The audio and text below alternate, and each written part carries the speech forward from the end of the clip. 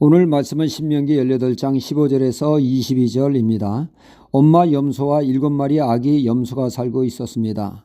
아기 염소들에게 그 엄마가 돌아올 때까지 집을 잘 돌보고 있어라. 아무한테나 함부로 문 열어주지 말라고, 특히 늑대를 조심하라고 하며 주의를 주고 엄마는 집을 비우게 되었습니다. 그 비운 사이 호랑이도 제 말하면 온다더니 과연 늑대가 찾아왔습니다.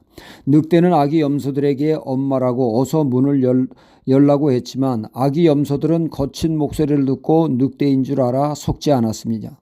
그러자 늑대는 문구점에 가서 분필 한 덩어리를 사 먹음으로 목소리를 곱게 했고 다시 염소 집에 와서 문을 두드렸지만 문틈으로 보인 시꺼먼 손이 들켜서 또다시 실패하게 됩니다.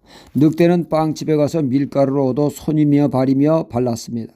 그리고 이번에는 완벽히 속여 흰손을 본 아기 염소들은 드디어 엄마가 왔다고 문을 열어주었을 때 늑대는 이때다 하고는 아기 염소들을 통째로 집어삼켰습니다. 다행히 막내 염소는 벽시계 속에 숨어 살게 되었죠. 그 뒤 엄마 염소는 막내에게서 자초지종을 다 들었습니다.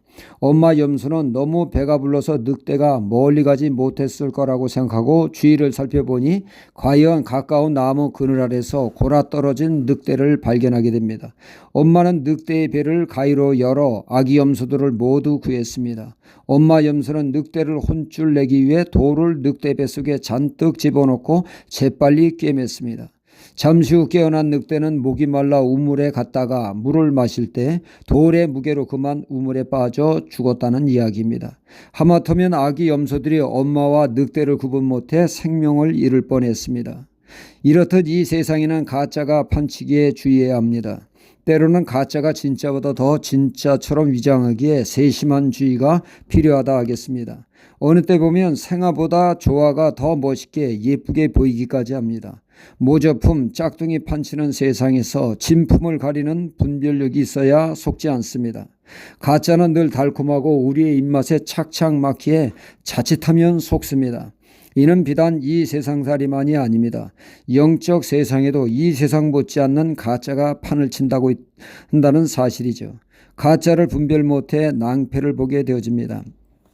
역대하 18장에 보면 남유다 여호사밧 왕이 북이스라엘의 아합 왕과 두터운 관계를 맺게 되죠. 서로 자녀 간에 결혼을 함으로 하나가 되었습니다.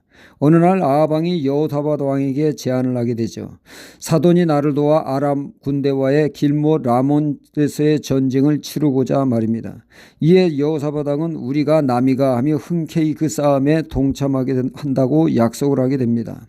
여호사밧 왕은 그 누구보다 하나님을 경외하는 왕으로 하나님의 뜻을 중시하는 하나님의 사람이었습니다. 그래서 그는 아합 왕에게 말하기를 이 전쟁을 하나님이 원하시는지 알기 위해 선지자의 말을 들어보았으면 좋겠다고 합니다. 그러자 아합 왕은 선지자들이 나오게 했고 모인 선지자만 400명이나 되었습니다. 그들은 이구동성으로 한결같이 이 싸움은 하나님이 원하시는 전쟁으로 반드시 승리할 것이라고 했습니다. 400명의 선지자가 이렇듯 말을 하지만 여호사밧 왕은 뭔가 찜찜했는지 아합 왕에게 다시 말을 합니다. 또 다른 선지자는 없습니까? 그러자 아합 왕은 못마땅하게 여기며 볼멘소리를 합니다. 한 사람이 있기는 한데 말끝을 흐리죠. 그 자는 늘 재수없는 소리만 하는 자이기에 염려가 된다고 하자 여호사밧 왕은 하나님의 참된 선지자의 말은 하나님의 음성으로 달게 받아들여야 한다고 하여 하나님의 참 선지자 미가야가 두 왕 앞에 서게 됩니다. 그가 전하는 하나님의 말씀은 400명의 선지자와는 완전 반대였죠. 이 전쟁은 반드시 지고 이 전쟁으로 아합 왕은 죽게 될 것이라고 말했습니다. 이에 아합 왕은 재수없는 자를 저 옥에 가두라고 명령을 하고 내가 승리하고 와서 저를 혼쭐 내겠다고 했습니다. 그러나 그는 그 전쟁에서 미가야의 말대로 전쟁은 지고 아합 왕은 죽게 되었으며 여호사밧 왕은 가까스로 생명을 건지게 되었죠.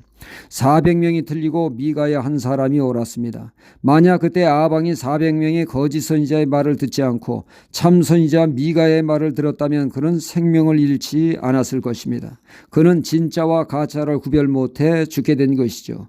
오늘날도 얼마나 가짜가 진짜보다 판을 치고 있으며 또 여기에 미혹되어 영혼이 사냥당하는 시대입니다. 가짜 예수를 전한 신천지에 미혹된 사람들을 보면 놀라움을 금치 못한다고 합니다. 누구보다 신실하고 진실되고 잘 믿어보려고 하는 사람들이 그 안에 다수 있다는 것이죠.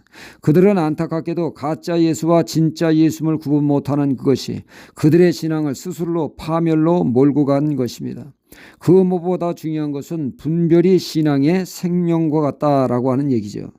하나님은 모세와 같은 선지자를 보내겠다고 했는데 이는 예수 그리스도를 말씀하고 있습니다. 예수님의 말씀, 복음을 듣지 않는 자에게는 구원이 없는 영원한 멸망만이 기다리고 있다는 얘기죠.